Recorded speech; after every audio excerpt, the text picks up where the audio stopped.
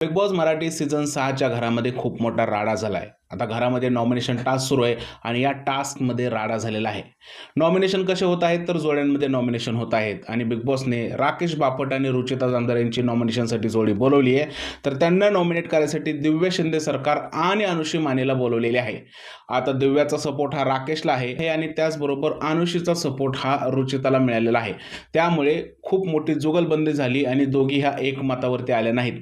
Big boss हे भयंकर जास्त चिडलेले आहेत आणि बिग बॉसने संपूर्ण घराला शिक्षा दिलेली आहेत. बिग बॉसने त्यांना वॉर्न केलंय, जर का तुम्ही दोघी एकमतावरती पोचल्या नाहीत तर मी घरातल्यांचं गोल्डन रेशन कार्ड काढून घेईन, त्याऐवजी तुम्हाला सिल्वर रेशन कार्ड देईन. तरीसुद्धा या दोघी एकमतावरती पोचल्या नाहीत आणि बिग बॉसने घरातल्या लोकांना शिक्षा द्यायचं ठरवलंय.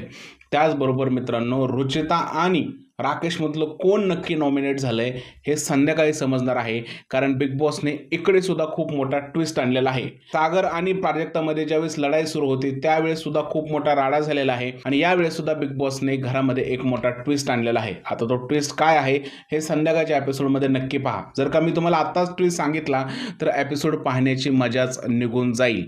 त्यामुळे एपिसोड पहा, आपण रिव्ह्यूमध्ये याची डिटेलमध्ये चर्चा करूयात. आता इथेच थांबूया, भेटूया पुढच्या व्हिडिओमध्ये. तोपर्यंत जय हिंद, जय महाराष्ट्र आणि भारत माता की जय.